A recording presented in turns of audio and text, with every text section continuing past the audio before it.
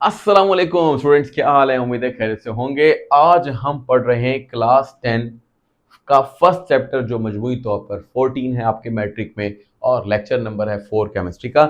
इसमें आज जो हमारा टॉपिक रहेगा वो होगा हीटिंग एंड कूलिंग कर्व्स, यानी कि जो हमने पहले पढ़ लिया है लेक्चर नंबर 3 और लेक्चर नंबर 2 पे। जिस तरीके से पढ़ा है उसी चीज को दोबारा एक नए तरीके से समझाया जा रहा है। तो आज का टॉपिक एक लॉन्ग टॉपिक है, एक लॉन्ग क्वेश्चन के तौर पर है, लेकिन इसमें कुछ नया नहीं है सिवाय इस कर्व के, इस ग्राफ के। ये ग्राफ आपको समझ में आ गया तो समझो सारा ही टॉपिक समझ में आ गया, कुछ पीछे बाकी नहीं बचता। बस इसी पे आपने फोकस करना है। इसको मैं समझाऊंगा, जैसे समझाऊंगा आपको सारी थ्योरी भी आ जाएगी। बस फिर बाकी थोड़ा रट्टा वाला रह जाएगा, उसको भी मैं इजी करके बता दूंगा कैसे आपने करना है। जो बच्चे नए आए हैं बेटा लाजमी तौर पर सब्सक्राइब कर ले ताकि आपको ये सारे लेक्चर्स वक्त पर मिल सके। तो भाई अब हम स्टार्ट करते हैं हीटिंग एंड कूलिंग कर्व। देखो बेटा, ये जो आपके पास ब्लू कलर में नजर आ रहा है आपको, मैं कहूं कि अगर हम A B C D E F फासला कवर कर रहे हैं, चाहे वो जैसे मर्जी जा रहा है,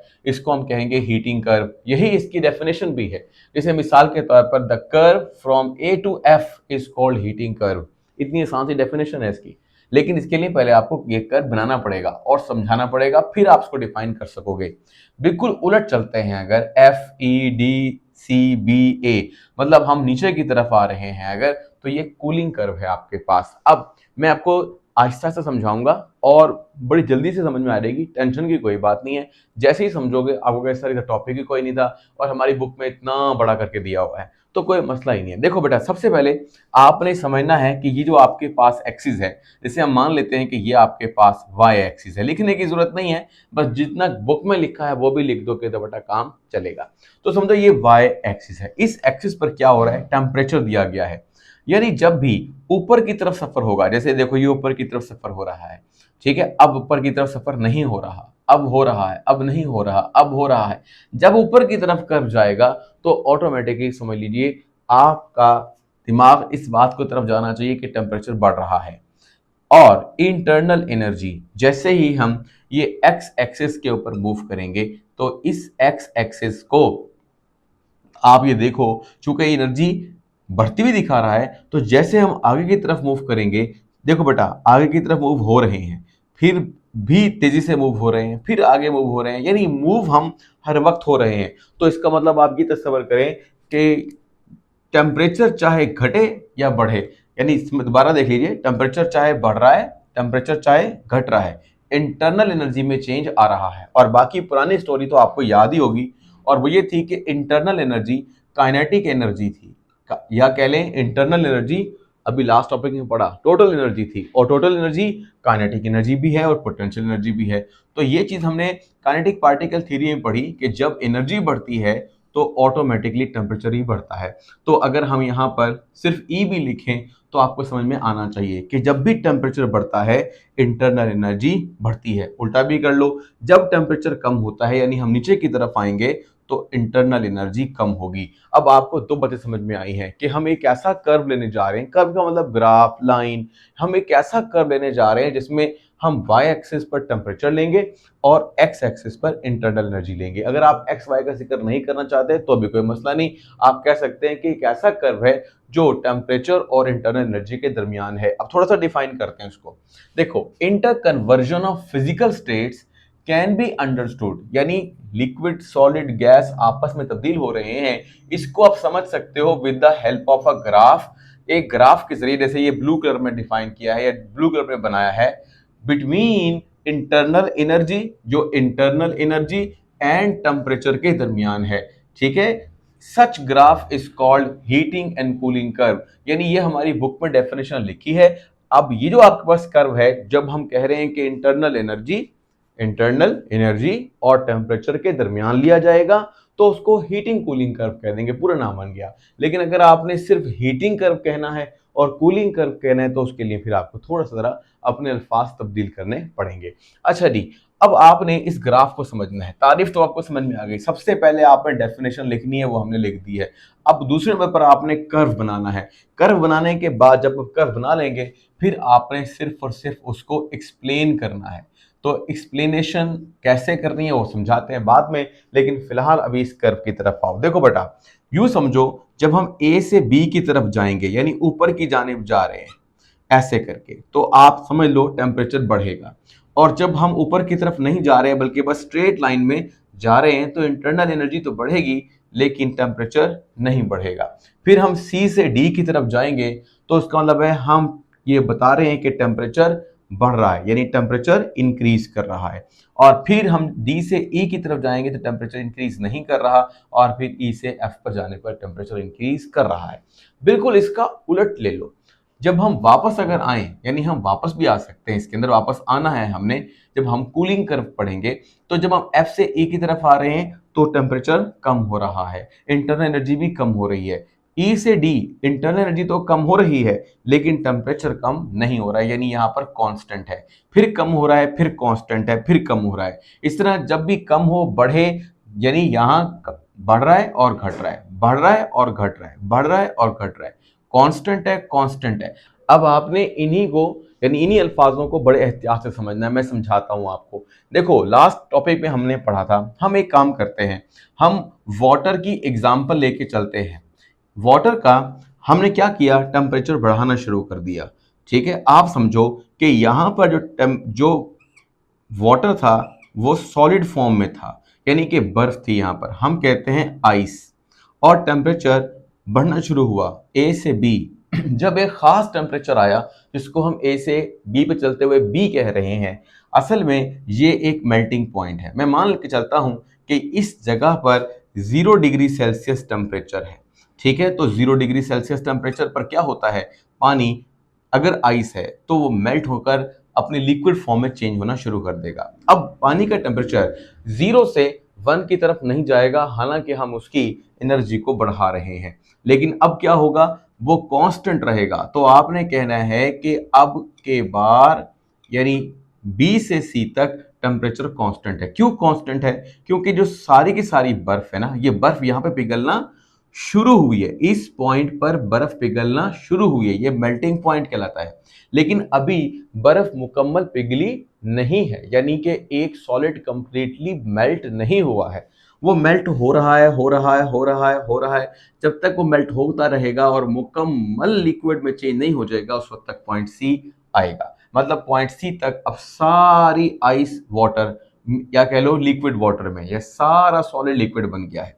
अब जब वो पानी बन गया या वो लिक्विड बन गया और आप उसका टेम्परेचर बढ़ाते जाते हैं तो अब दोबारा से उसके अंदर टेम्परेचर बढ़ेगा, यानी कि अब वो 0 से हो जाएगा, मिसाल के तौर पर 1 2 यानी 10 डिग्री सेल्सियस हो जाएगा, 20 हो जाएगा। बढ़ते बढ़ते बढ़ते बढ़ते बढ़ते जब वो यहाँ पर पहुंचेगा इस पॉइंट के ऊपर, तो हम ये कहेंगे कि ये तकरीबन वो पॉइंट है जहां पर टेम्परेचर 100 डिग्रीज है। अब इसका क्या मतलब है, इसका मतलब ये है कि अब पानी बॉईल करना शुरू करेगा, थोड़े थोड़े बबल आने लगेंगे। बॉईल करने पर पानी अपनी सतह से वेपर बन के बाहर निकलने लगेगा। तो इसी पॉइंट को हम बोलते हैं बॉइलिंग पॉइंट। लेकिन अभी तक सारा पानी उड़ नहीं गया या वेपराइज नहीं हुआ है। तो जब तक वो वेपराइज नहीं होगा, हमने लास्ट टाइम बॉइलिंग पॉइंट में पढ़ा था, तो टेम्परेचर 100 से 101 नहीं होगा। अगर 101 होता तो ये ग्राफ ऊपर पहुंच जाता, लेकिन यहां पर नहीं गया ग्राफ, बल्कि ऐसे जा रहा है। इसका मतलब है कि जब यहां पर कांस्टेंट टेम्परेचर होगा तो हम ये कहेंगे कि 100 डिग्री ही रहेगा उस वक्त तक के लिए, जब तक कि सारा पानी क्या ना हो जाए, वेपर में तब्दील ना हो जाए। फिर उसके बाद क्या होगा, फिर सारे के सारे वेपर बन जाएंगे और इस ई पॉइंट के ऊपर, और फिर वेपर्स का टेम्परेचर भी बढ़ेगा और भाप गर्म होने लगेगी और भाप का टेम्परेचर 100 से ऊपर भी जा सकता है। भाप से मुराद ये है, दो फॉर्म है, एक वो जो अभी अभी बर्तन में है और उड़ रही है वो, और एक जिसको हमने ट्रैप कर लिया किसी जगह पर भाप को और उसको मजीद गर्म कर रहे हैं। इसलिए हम कह सकते हैं बॉइलिंग वाटर शायद इतना खतरनाक ना हो जितनी कि वो जो भाप होती है या वेपर्स होते हैं वो खतरनाक होते हैं। ठीक है, इसके बारे में हमारा एक क्विक चेक भी आएगा, वो मैं आपको सिखाऊंगा। अब चलते हैं कहां पर, ये हमने क्या पढ़ा। अब आपने जो ये सारा समझा है ना, इसी चीज को यहाँ लिख देना है। देखो बेटा, मैंने बुक में महसूस किया है कि लिखा हुआ बहुत ज्यादा है और उसको जब आप लिखेंगे तो वो आपके बहुत ज़्यादा बड़ा सवाल बन जाएगा और आप कंफ्यूज होंगे, आपके लिए पढ़ना मुश्किल हो जाएगा। तो मैंने थोड़ा ज़रा उसको आसान कर लिया है। अब आपकी मर्जी है, आप मेरे पॉइंट लिखना चाहो ये लिख लो, इसको नोट्स में लिख लो, या आप अपनी बुक से निशान लगा लो। मैं बुक से निशान भी लगवा दूंगा आपको। देखो भाई, मैंने कैसे लिखा है, मैंने लिखा है सबसे पहले हीटिंग कर्व, ये आपने हेडिंग देनी है। अगर चाहो तो उसके साथ आप इसकी डेफिनेशन लिख सकते हो, लेकिन वो तब समझना जब आपको ये समझ में आ जाए। देखो मैंने क्या लिखा, ए टू बी, यानी ए से बी पर चलते हुए क्या होगा। तो मैंने लिखा है when a solid substance is heated its temperature and internal energy increases, यानी टेम्परेचर भी बढ़ेगा और उसकी इंटरनल एनर्जी भी बढ़ेगी। और फिर क्या होगा, from point A to B, यानी ए से बी की तरफ चलते हुए, point B is its melting point. जो बी है ना, वो उस सब्सटेंस का क्या है बेटा, मेल्टिंग पॉइंट है। दोबारा बात समझ लो, point B is its melting point because it start melting, क्योंकि बी वो जगह है जहां पर कोई सॉलिड मेल्ट करने लगेगा। मैंने इसमें पानी की एग्जांपल आपको दे दी है, बुक ने भी दी है, लेकिन उसने आखिर में दी है, लेकिन मैं साथ साथ समझा रहा हूं ताकि आपको यहीं पर ही वो बात समझ में आ जाए। लेकिन मैंने यहाँ वाटर का जिक्र नहीं किया है, वो मैं बता दूंगा कि आपने वाटर का जिक्र कैसे करना है। इसके बाद क्या आता है, इसके बाद आता है पॉइंट बी टू सी, जो अभी हमने समझा कि बी से सी तक क्या होगा। तो कहते हैं from B to C temperature remains constant, temperature पर कोई फर्क नहीं आने वाला अनटिल सॉलिड मेल्ट्स कंप्लीटली, हत्ता के सॉलिड मुकम्मल तौर पर लिक्विड में चेंज हो जाए। और फिर कौन सा पॉइंट आ जाएगा, सी आ जाएगा। फिर उसके बाद सी टू डी क्या हुआ है, तो सी टू यानी सी टू डी क्या हुआ है, तो कहता है टेम्परेचर ऑफ मेल्टेड सब्सटेंस, वो जो सब्सटेंस मेल्ट हो रहा है उसका जो टेम्परेचर है इंक्रीजेस, यानी जब वो मुकम्मल तौर पे मेल्ट हो गया, मेल्टेड का मतलब है कंप्लीटली मेल्ट हो गया। जब वो मेल्ट हो रहा था तो टेम्परेचर कांस्टेंट था, अब वो मेल्ट हो गया है तो क्या होगा, increase from C to D, तो उसका टेम्परेचर सी से डी पॉइंट तक बढ़ता जाएगा। जैसे मैंने अभी समझाया 10, फिर 50, आखिरकार 100। और फिर क्या होगा, यहां पर लिखता है at point D it start boiling, और आखिरकार डी पे पहुंचने पर बॉइलिंग स्टार्ट हो जाएगी। फिर उसके बाद डी टू ई क्या होगा, तो लिखता है अ पॉइंट डी, जब कह सकते हैं एक ऐसा पॉइंट है, कौन सा, डी, टेम्परेचर रिमेन्स कांस्टेंट। आप बेशक आठ पॉइंट लिख लें या एट पॉइंट डी लिख लें, आपकी मर्जी है। तो लिखता है temperature remains constant until whole liquid change into vapours, यानी ये पॉइंट जो है, जो डी का पॉइंट है, ये ई तक कांस्टेंट टेम्परेचर पर रहेगा, मतलब टेम्परेचर नहीं बढ़ेगा। अगर ये पानी के लिए, जैसे मैंने कहा कि ये 100 डिग्री सेल्सियस है, तो 100 डिग्री से 101 डिग्री सेल्सियस नहीं होगा जब तक कि सारा का सारा जो वाटर है वो वेपर में चेंज ना हो जाए, या कह लो लिक्विड वेपर में चेंज ना हो जाए। ठीक है, तो ये मैंने लिखा डी टू ई। अब आते हैं आखिरी हिस्से की तरफ जो है ई टू एफ, वो आप समझ गए होंगे।